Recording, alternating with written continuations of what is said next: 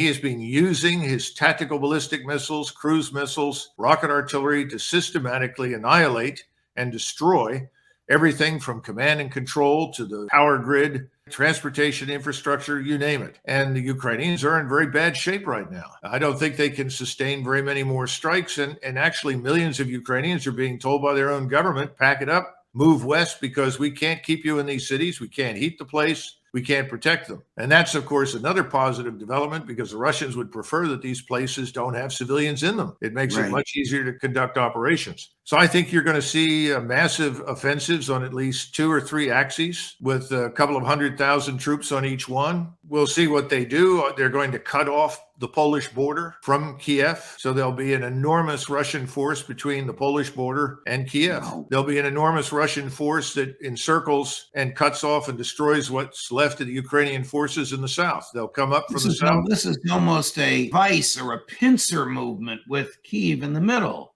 Yeah. The last thing that they'll do is deal with Kyiv. They want to annihilate the Ukrainian army. They talked about denazification for a long time. They're not going to rest until all of these Nazi formations that everyone apologizes for in the West are gone. And once they're gone, then they'll turn their attention to Kyiv. Now, there is concern, growing concern in Moscow, that we would be foolish enough to take this 90,000-man coalition of the willing and try to rush into some part of Western Ukraine as the liberator or savior of what's left of Ukraine. And their assumption is that the Russians won't fight them.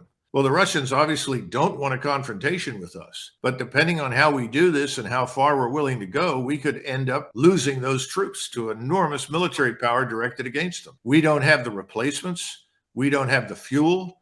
We don't have the repair parts. We don't even have the ammunition anymore because we've given it all to Ukraine. And we're on our own. Poles, a few Romanians, and us. The rest of NATO is not interested in marching eastward into Russia. So it's a dangerous situation. They're aware of it. And that's another reason why they fear that if they do end up in a confrontation with us and they utterly destroy our force on the ground, that we will then turn to the use of nuclear weapons. That's the concern.